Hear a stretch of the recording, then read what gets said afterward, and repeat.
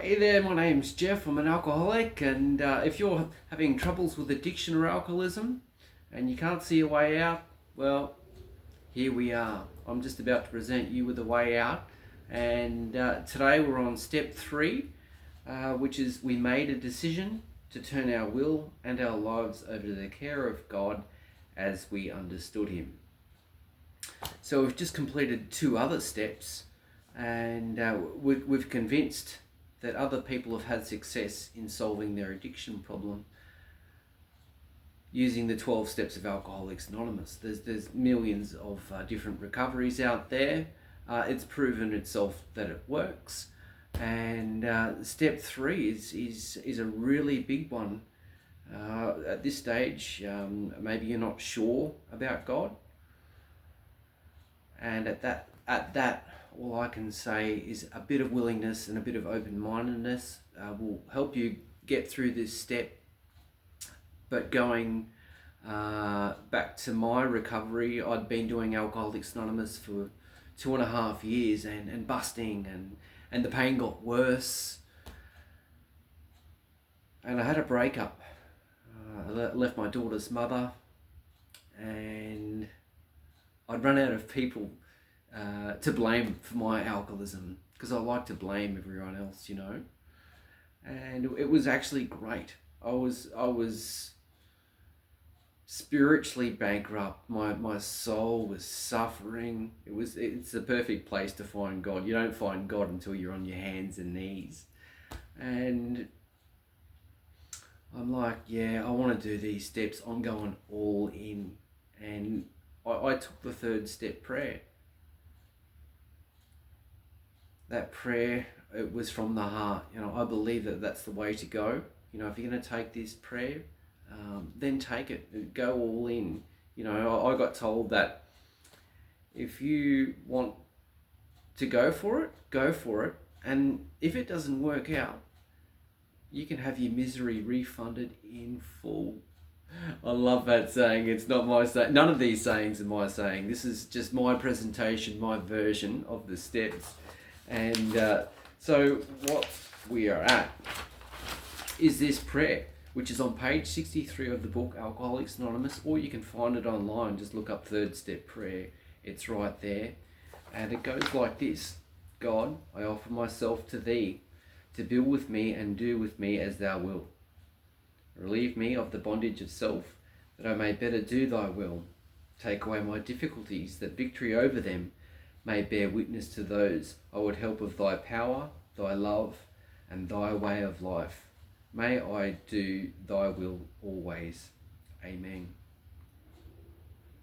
Some people experience an electric effect and an amazing feeling, and others have a slow spiritual experience, which is a bunch of learning by making mistakes and eventually seeing that God's in their life. In any event, once you're taking the action and trying to seek God, God will show up mysteriously in different ways through people, places, things, situations, and make you aware that God is there. Once I take this step, I actually have to take on a whole new attitude to life as well. So that whole new attitude, what step 3 looks like, is living a spiritual life. I take on the view that God is now my employer. I'm an ant amongst ants. I'm trying to forget about me. My ego thinks that I am everything. And the more I can forget about me and work as a part of the village, for some reason I get peace when I'm focused on other people, and a whole bunch of things that I desire in life that I'm chasing, that I think will fulfill me, they start coming to me as I do God's work. God is the best employer, no question in my mind. He pays well, and look, this journey is tough at times, very tough. But the rewards, they are golden, To do God's work, which includes the 12th step of carrying the message to other alcoholics or addicts that still suffer, Man, when you get to see someone recover, what? That is sole purpose. I know people that have helped thousands recover. It's not them that have done it, it's God, but they're God's agent. You're now God's agent if you choose to take step 3. And I can't think of anything more beautiful to say at someone's funeral. If you fast forward and that they help thousands recover from alcoholism, that they help reunite children with a lost father, that they help people get off the street and find employment, places to live. Yeah, rebuilt relationships. That is a life worthwhile. Not being some actor or some famous sports star, which is great. It's not a judgment thing, but that's what our soul loves. And when I'm doing God's work, my soul dances, and I love that. It's not an always thing, but when it happens, man, you'll know what I'm talking about. So we've made an absolute decision. We've gone all in. We can have our misery back in full. So what does God's will look like? It looks like I'm going to tell the truth, even if it might hurt. When I'm telling the truth, God knows the truth always comes out anyway. So what's the point in continuing my lying ways or deceitful ways? There's a complete change in my outlook, my attitude. When I go into my day, I've got to know that God's got my best interests at heart.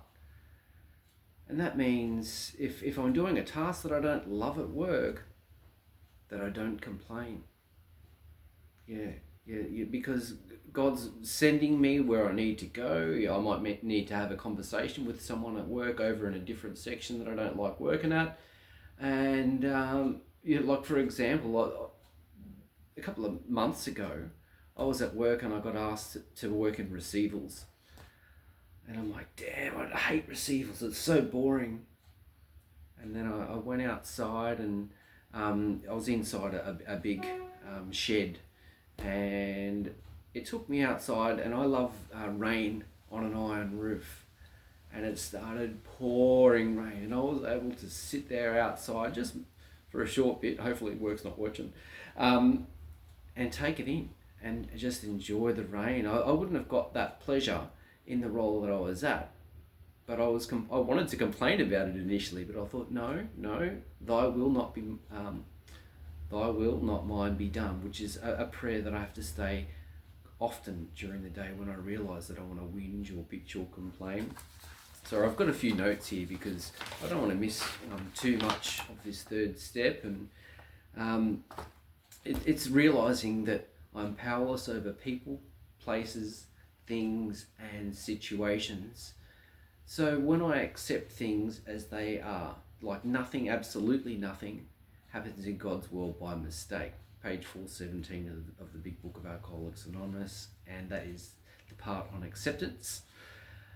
When I accept everything as being as it's supposed to be and roll with the punches, flow downstream, that's when my life goes well, and I can see that the universe, God, Divine Mother, is conspiring for my greater good. So during the day, I've got to look for the opportunity to help others.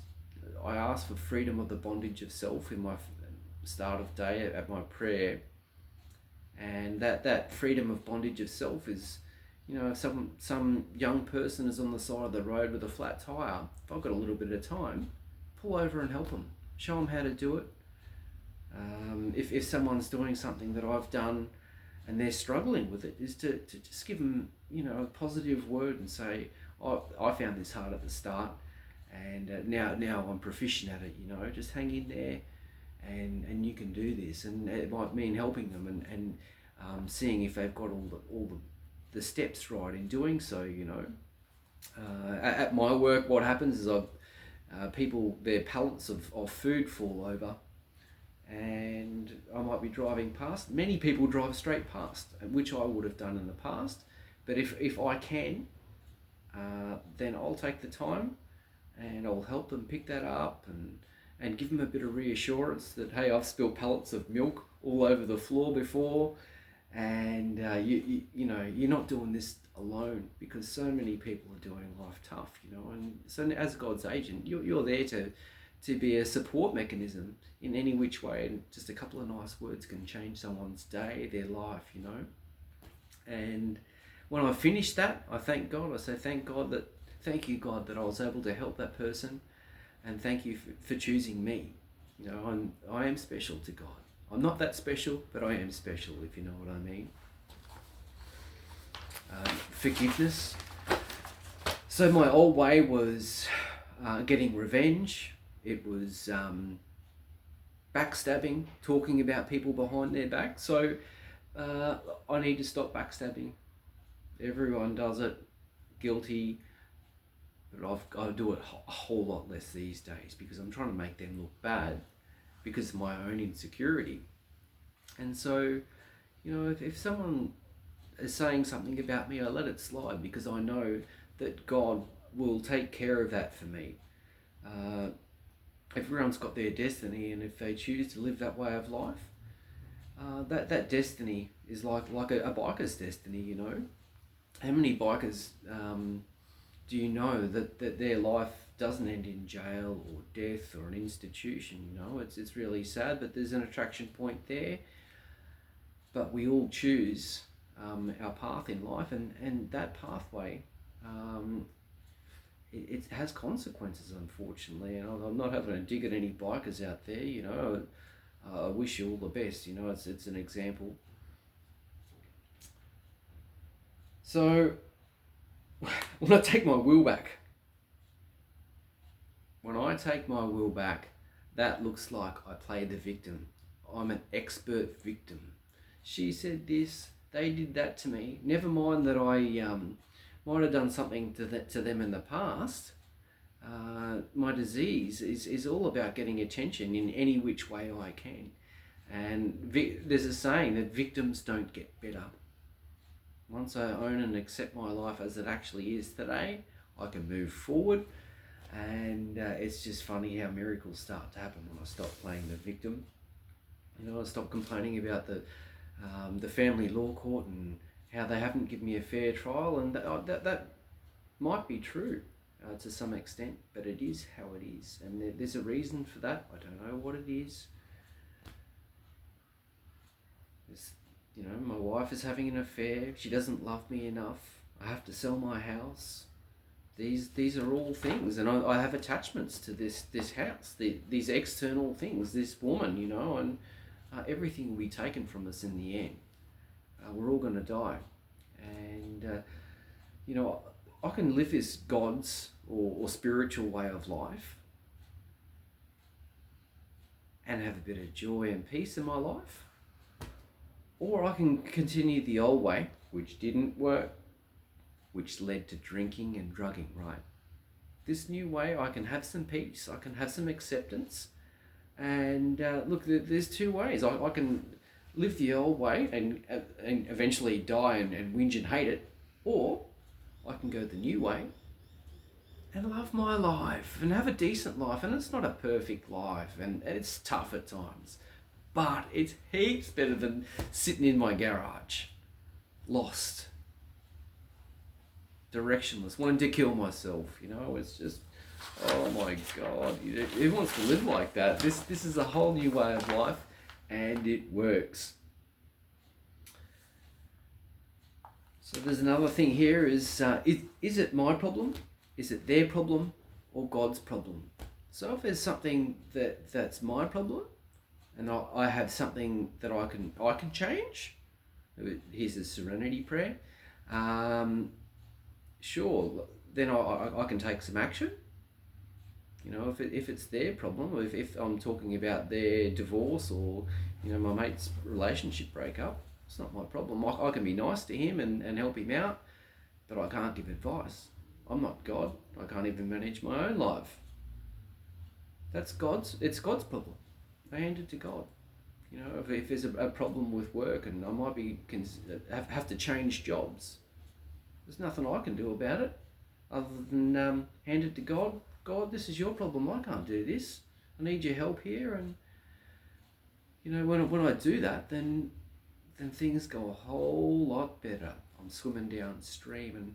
And I just mentioned the serenity prayer. The serenity prayer is, God, grant me the serenity to accept the things I cannot change, courage to change the things I can, and the wisdom to know the difference. So there's a difference, can I change this? Yes or no? If I can't change it, I leave it alone. I keep my hands off it. Because when I put my hands on things, often it turns to shit, and I've got a bootload of evidence of problems that I've caused through taking action when it wasn't my problem. Often, God's will is just doing nothing. If, immediately I'm like, I'm going to speak to this person, and how dare they do this to me, or things like that. Yeah, sure, have boundaries, but, it's the best thing often that I can do is just say nothing. Nothing. When I do nothing, when I pause and do nothing, God steps in, and that's where the magic happens. I pray for someone. I use the anger prayer. This is a sick person just like me. God, keep me from being angry. How may I help this person? This is a sick person, May they have all good things. May you bless them, Lord. May they have good finance, good relationships. May they have love. May they have peace, joy, and serenity in their life. Because they're all God's children. I now have to take the view that God has children. All of them. They're all God's children. When I'm nasty to God's children, as a parent, how's he going to be? So when I take that view, like it's this person that I'm dealing with, imagine if that's your daughter or your son. You've got to take on a whole new view. And when I take on that whole new view, there's a saying, as I change the way I look at things I look at change. And that's so true in my recovery, and many other recoveries there. But that's enough for step 3. And once you've done this, go out there and have a really good crack at it. I promise you it'll work if you work for it. I'm the daily program. My name's Jeff. I'm the daily program guy. God bless you. See ya.